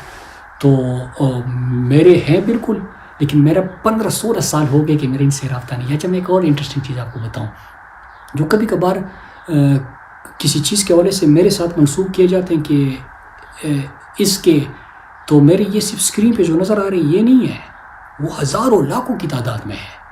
تو الحمدللہ مجھے ان پہ فخر ہے. باقی رہی بات یہ کہ قائد اعظم نے پاکستان بنایا, اس میں عمران خان, عبدالقدیر خان, پھر ایدی جیسے نام بھی آئے. عمران خان پاکستان کے قابل فخر بیٹا ہے, لیکن دوسری طرف پاکستان میں زرداری, یہ ملیٹری ڈکٹیٹرز اور نواز شریف بھی ہے. تو اس کا مطلب تو یہ نہیں ہے کہ قائد اعظم مطلب بانی تھا, تو وہ تو کسی کے ایک انفرادی ایکٹ کا ذمہ دار نہیں کہہ سکتے. اس طرح عمران خان ہے, انہوں نے تحریک انصاف بنائی. تحریک انصاف میں آپ دیکھ رہے ہیں کہ اچھے لوگ جو آپ کو پسند ہوں گے وہ بھی ہوں گے, کچھ وقت کے ساتھ فلٹر بھی ہوتے جائیں گے. تو اسی طرح ISF اور یوتھ سے جو نکل رہے ہیں, کچھ نام آپ کے سامنے آ رہے ہیں, کچھ نہیں آ رہے. بہت ساری قیادت اس پلیٹ فارم سے پارٹی کو ملی. نرسری ہے یہ, اچھے مزاحمت والے تگڑے مختلف صوبوں میں وہ نام بھی آپ کو ملے. کچھ اچھے نہیں بھی ہوں گے. تو لیکن میری حد تک جو بات ہے, میں 16 سال ہو گئے ہیں, میرے 15-16 سال کہ میرا ان کے ساتھ کوئی تنظیمی تعلق بالکل بھی نہیں رہا. اور میں اس کا کبھی مطلب میں فاؤنڈنگ پریزیڈنٹ ضرور تھا, میں نے یہ بنایا, لیکن اس کے بعد جو ہے وہ میں, اور کبھی کبھار صرف ISF کو چھوڑا جاتا ہے, حالانکہ یہ بھول جاتے کہ میں یوتھ کا بھی پریزیڈنٹ تھا. تو میں فاؤنڈنگ پریزیڈنٹ ضرور تھا, لیکن پھر میں چھوڑ گیا. پھر میرے بعد کچھ سال کوئی اور رہا, لیکن مجھے آخری 3 جو پارٹی کی طرف سے دیکھتے تھے وہ مجھے یاد ہے. عثمان ڈار صاحب چند سالوں کی طرح کے لیے ISF اور یوتھ کے ذمہ دار تھے. پھر اس کے بعد شہباز گل صاحب جو ہے وہ کچھ عرصے کے لیے بنے تھے, اور انہوں نے بھی یوتھ اور ISF کے ساتھ کام کیا. پھر ہمارے اس وقت جو میرے بھائی ہے, دوست ہے, خالد خورشید صاحب, وہ 2 سال سے اس کو دیکھ رہے ہیں اور بڑے بہترین طریقے سے دیکھ رہے ہیں, ان کو گروم کر رہے ہیں, ان کو ٹائم دے رہے ہیں. تو بالکل میرا ایک, میں فاؤنڈنگ پریزیڈنٹ کی حیثیت سے میں نے بنایا تھا, میں نے کام کیا تھا. یوتھ کو بھی میں نے پورے پاکستان میں, پہلے خیبر پختونخوا میں, پھر باقی صوبوں میں نے آرگنائز کیا تھا, اور پارٹی کی وہ اسٹرینتھ بنے تھے. اب اس میں سے لیڈرشپ آ رہی ہے, وہ بھی فلٹر ہوتے جائیں گے, پھر مزید فلٹر ہوتے جائیں گے. لیکن یہ چند نہیں ہے, یہ ہزاروں لاکھوں کی تعداد میں ہے. تو منسوخ کرنے تو سارے کریں. تو یہ میں صرف بالکل آپ ٹھیک کہہ رہے ہیں, لوگ کہتے ہیں, لیکن یہ اس کی پوری ڈیٹیلز ہے. مراد بہت شکریہ, آپ کے تمام سوالوں کا آپ نے ہمیں جواب دیا. آخر میں یہ چاہوں گا, اور کہتے ہیں کہ the floor is yours, اگر آپ کوئی پیغام دینا چاہتے ہیں آخر میں انٹرویو کے اختتام میں لوگوں کے لیے، قوم کے لیے، تحریک انصاف کے لیے، تو ضرور. جی شہزاد بھائی، میں آخر میں ایک پیغام اپنی قوم کو، اپنی پارٹی کو، لیڈرشپ کو، کارکنان کو آپ کی اجازت سے دینا چاہتا ہوں. دیکھیے، یہ جو ہم جس موڑ پہ ہیں، میں اپنی اگر بات کروں تو یہ میرا ذاتی فیصلہ ہے. میں جس صورتحال میں بھی ہوں، جس سچویشن میں بھی ہوں، یہ میرا ذاتی فیصلہ ہے کہ میں نے حقیقی آزادی کی جنگ لڑنا ہے. ہر کوئی اپنے اپنے طریقے سے لڑ رہا ہے. میں نے جس راستے کا انتخاب کیا یہ میرا فیصلہ ہے، مجھے اس پہ فخر ہے. لیکن میں اپنی قیادت سے، اپنے اراکین اسمبلی سے، اپنی سیاسی کمیٹی سے، ان سب سے ایک گزارش کرنا چاہتا ہوں، اور میں بڑے دل سے، بڑی محبت سے اور ایک گزارش کر کے آپ سے بات کر رہا ہوں کہ قوم نے تو ہمارے اوپر بڑا اعتماد کیا. 2024 کے الیکشن میں آپ نے دیکھا کہ تمام مشکلات کے باوجود آپ سب نے بھی سختیاں برداشت کی.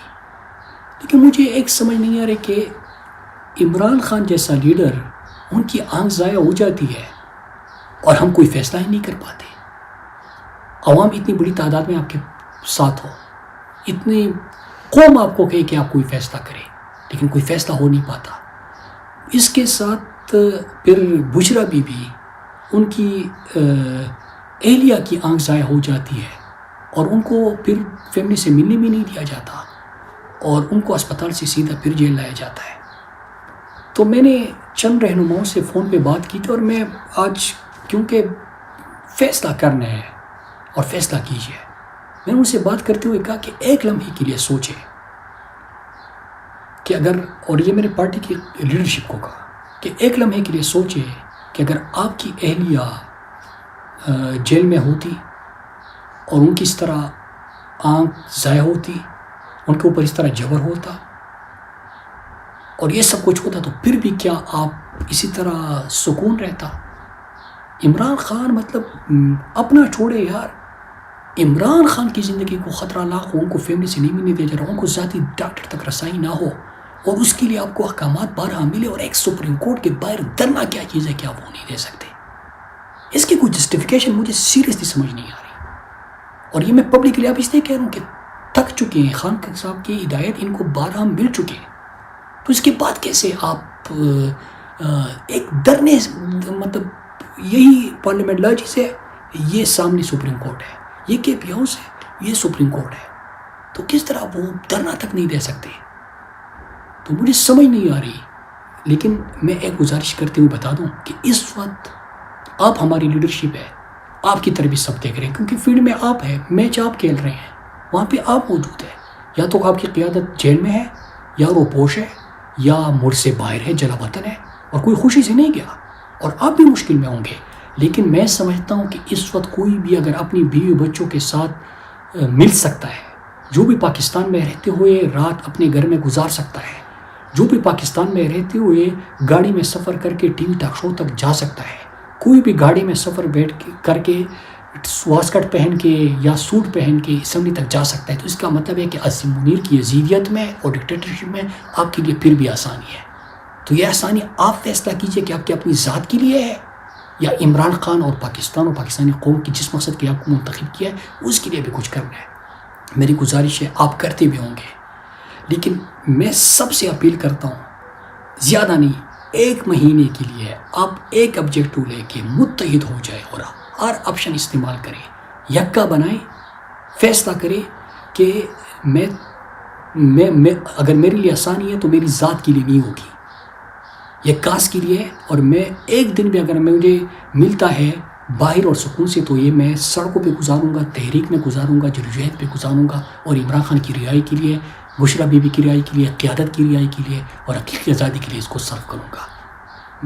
میری گزارش ہے کہ اگر 1 مہینہ بھی آپ، جو تنظیم ہماری اس وقت موجود ہے، جو ہماری اراکین اسمبلی ہے، جو ہمارے قیادت ہے، ہماری قیادت ہے، یہ سب ایک زبان ہو کے ایک ہی آبجیکٹو لے کے کہ سوشل میڈیا پہ پوسٹ بھی عمران خان کا ہوگا، آواز بھی عمران خان کی ہوگی، سکون ایک دن سے نہیں کریں گے، ایک دن کے لیے نہیں کریں گے، بیٹھیں گے نہیں اور مسلسل جدوجہد کریں گے. 1 مہینے کے لیے مسلسل جدوجہد کر کے آپ اتنا ٹف ٹائم دے سکتے ہیں، لیکن کریں تو صحیح.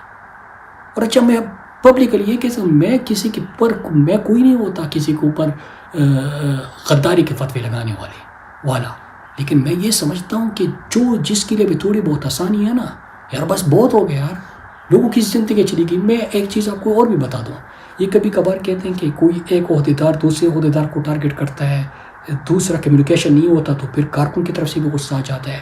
لیکن میں سمجھتا ہوں یہ سب جمہوریت میں تو ہوتا ہے، پولیٹیکل پارٹی میں ہوتا ہے، لیکن ایک چیز جو میرے دل سے کہتا ہوں آپ کو کہ یار پی ٹی آئی کا اور پی ٹی آئی کے کارکنوں اور پی ٹی آئی سے وابستہ جو لوگ ہیں ان کا اتنا مضبوط رشتہ بن چکا ہے کہ خاندان اور خونی رشتہ میں نہیں ہوتا. میں تو دل سے اس پہ یقین کرتا ہوں. کیوں؟ ہم نے وہ مشکلات اکٹھے دیکھ لیے کہ ایک ایک پل کیا ایک دوسرے سے پوچھتے ہیں کہ کوئی بے گھر ہوا، کسی کا گھر توڑا گیا، کسی کے بچے شہید ہو گئے، کسی کے والدین کو اٹھایا گیا، کسی کے یار دوستوں کو اٹھایا گیا، کسی کو جیلوں میں ڈالا گیا، کسی کے اوپر تشدد کیا گیا. پھر اس کے بعد آپ دیکھیں یار کہ ہمارا شہید ارشد شریف چلا گیا، پاکستان کا سب سے بڑا صحافی، اسی جدوجہد میں. ذلی شاہ جیسا معصوم یار وہ زمان پارک کے باہر ہوتا تھا، بیٹھتا تھا، آواز اٹھاتا تھا، وہ چلا گیا. ہماری نوجوان بہت سارے زمان پارک میں جو بنیگالہ میں ڈیوٹی دے رہا تھا، ایک میری یوتھ کا صدر تھا اور ایسے ہی کا، وہ شہید ہو گیا اس دہشت گردی کی جنگ میں. پھر 26 نومبر کو جو سامنے سے گولیاں چلا کے ہمارے معصوموں کو شہید کیا گیا، پھر جیلوں میں جن کے اوپر تشدد ہو گیا. ہماری خواتین کو دیکھی، یاسمین راشد صاحبہ اتنی زیادہ عمر ہے، کینسر سروائیور ہے، ان کو دیکھیے، عالیہ حمزہ کو دیکھیے، صنم جاوید، فلک جاوید، پھر ہماری یہ میاں محمود الرشید صاحب، اجاز چودھری صاحب، عمر چیمہ صاحب، خان صاحب اور ان کی اہلیہ، پھر ہمارے بہت سارے ملٹری کورس میں جو ہے حسن نیازی ہو گیا. کتنے لوگ ہمارے آج بھی جیلوں میں ہیں، 50,000 تو جیل میں چلے گئے تھے. تو اتنا جبر سہا گولیاں چلی، یہ کوئی اس کے بعد تو میں نہیں سمجھتا کہ پی ٹی آئی میں کوئی بندہ عہدے کے لیے، کرسی کے لیے، یا کوئی تمغے کے لیے، یا کوئی کسی اور چیز کے لیے کام کر رہا ہوگا. ہمارا تو ایک ہی مقصد ہے، عمران خان نے جو ہمیں دیا ہے پاکستان کا، عمران خان کا، تو اس کے لیے 1 مہینہ متحد ہو کے مسلسل جدوجہد کیوں نہیں کی جا سکتی؟ تو میری گزارش ہے بھائی کہ ایک چیز کے لیے کھڑے ہو جائے.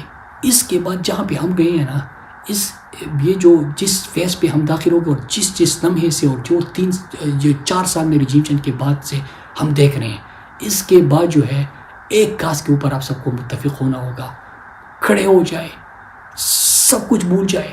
اور مجھے پتہ ہے ہر بندے کے ایک دوسرے کے ساتھ جو رشتہ بن چکے وہ بڑا مضبوط ہے، لیکن ثابت کرے 1 مہینہ کیا کہ آپ کوشش کرنی ہے، انشاءاللہ آپ جیت جائیں گے.